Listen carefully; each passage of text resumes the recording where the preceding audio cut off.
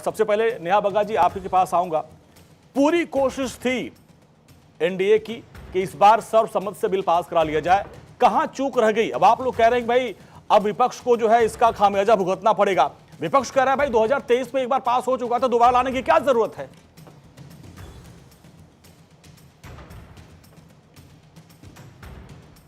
नेहा जी, अच्छा नेहा के पास अब चलेंगे। नेहा जी हमारे पास अभी नहीं जुड़ पाई हैं। और विनय सिंह, सबसे पहले अब आप देखिए, अब आपके पास आते हैं। जब संसद में चर्चा चल रही थी तो प्रधानमंत्री नरेंद्र मोदी ने कहा भाई अखिलेश जी तो हमारे मित्र हैं, हमारी मदद कर देते हैं, लेकिन मदद नहीं कर पाए आप लोग और ये बिल गिर गया। देश की बात जहां भी आती है, अच्छा, वहां पर समाजवादी पार्टी और इस देश के किसी भी चीज़ की अगर कोई देश को ज़रूरत पड़ती है तो समाजवादी पार्टी अपना एक एक कतरा बहाने के लिए, खून का कतरा बहाने के लिए तैयार है। लेकिन जो ये नाटक हो रहा है ना, ये जो महिलाएं देश का हिस्सा नहीं है। नहीं, बिल्कुल है। कहाँ महिलाओं का सपोर्ट नहीं करती है समाजवादी पार्टी? हमेशा उसी आरक्षण की बात तो चल रही थी। गजब मजाक हो रहा है इसमें, इस देश में मजाक हो रहा। एक बार जब ये बिल पास हो गया, उसको नोटिफाई करके उसको लागू करना था 2024 में, क्यों नहीं प्रधानमंत्री जी ने लागू किया? देश के महिलाओं के साथ अगर किसी ने धोखा किया तो वो इस भारतीय जनता पार्टी की सरकार ने किया। आज क्या था? आज ये कोई महिला बिल था? महिला बिल के बहाने कहीं न कहीं अपनी गंदी सोच को लागू करना चाहती थी यह सरकार। उस गंदी सोच को, उस देश को तोड़ने वाली शक्तियों को हमने बेनकाब किया। क्या देश तोड़ना था?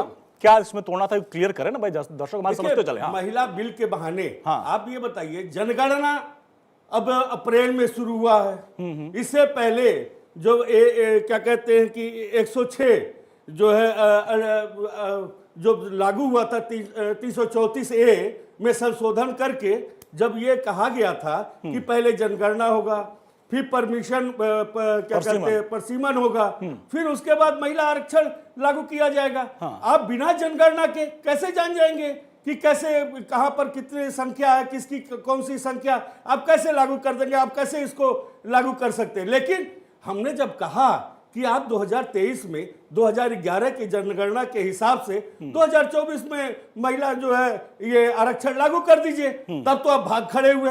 जबकि संशोधन जो हुआ था उसमें यही था ना कि पहले जनगणना हो, उसके बाद परसीमन हो, उसके बाद आरक्षण लागू होगा। बिना जनगणना, बिना परसीमन के ये कैसे संभव हो सकता है? ये कतई संभव नहीं हो सकता। तो वही तो वो कह रहे हैं कि 2011 वाली जनगणना होगी या परसीमन हम नया कर लेंगे। पर कैसे नया कर लेंगे जब जो चीज अभी आपने जनगणना आपने शुरू किया है? हम चाहते हैं कि जनगणना के बाद आरक्षण जब लागू हो तो ओबीसी महिलाओं को भी उसमें शामिल किया जाए। क्या ओबीसी महिलाओं को आप आरक्षण देना नहीं चाहते? 33% में ओबीसी नहीं आती हैं। जो 33% महिलाओं को आरक्षण मिलेगा उसमें ओबीसी नहीं होती हैं। ऐसे तो पूरा देश में सब लोग एक समान है। हम क्यों किसी को, अगर कोई कहीं कमजोर है तो उसको कहीं न कहीं ऊपर उठाने के लिए बाबा साहब भीमराव अंबेडकर के दिए हुए संविधान में जो लिखा हुआ, जिसके हक और उसूल को लिखा हुआ, उसके हिसाब से ये समाजवादी पार्टी का ये पक्ष था, जो है ऊपर उठाने का समाजवादी पार्टी का ये पक्ष था। और कह रहे हैं कि भाई हम महिलाओं के लिए खून बहा देंगे। लेकिन आपको याद होगा जब मनमोहन सरकार के वक्त में यह बिल राज्यसभा में पास हुआ था और लोकसभा में इसको पेश नहीं किया गया, मुलायम सिंह लालू यादव ने कह दिया था कि हम सरकार गिरा देंगे। उस वक्त लोकसभा में पेश नहीं किया गया और आज कह रहे हैं कि हम खून बहा देंगे। ठीक है, ठीक है, नहीं 2023 में वोट नहीं दिया। नहीं, मनमोहन सिंह सरकार की बात कर रहा हूं। नहीं, आपने उस वक्त सरकार गिराने की धमकी दी थी। और टीना कर्मवीर जी हमारे साथ है। ठीक है, टीना कर्मवीर जी हमारे साथ है।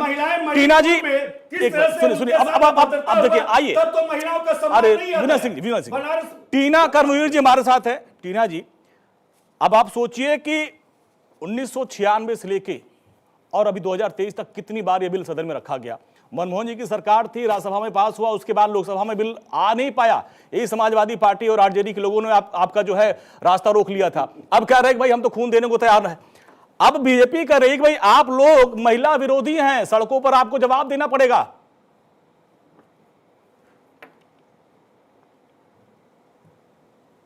बहुत बड़ी जीत है और अभी भी हम इस लड़ाई को बहुत मजबूती के साथ लड़ेंगे, क्योंकि जिस तरीके से इस संघीय ढांचे को एसआईआर के माध्यम से, वन नेशन वन इलेक्शन, चुनाव आयोग के माध्यम से लगातार ये लोकतंत्र का गलाई तो घोट रहे हैं, लेकिन हमारी यह संघर्ष जारी है। लेकिन कल जो हुआ वो वाकई में ही एक मैं इंडिया अलायंस के सभी साथियों को धन्यवाद करती हूँ। देश की महिलाओं को ये बताना चाहती हूँ कि जिस तरीके से महिलाओं की आड़ में ये परिसीमन बिल लाना चाहते थे वो ये फेल हो गए और आज इनको धक्का लगा है। भारतीय जनता पार्टी को बहुत बड़ा धक्का लगा है, हार का धक्का लगा है। ये चाहते थे महिलाओं की आड़ में हम ये बिल पारित कर लेंगे, हम अपनी राजनीतिक मंशा को पूरा कर पाएंगे, लेकिन ऐसा संभव नहीं हो पाया। ऐसा इसलिए नहीं हो पाया क्योंकि पूरा विपक्ष एक साथ एकजुट होकर इनके विरोध में खड़ा हुआ।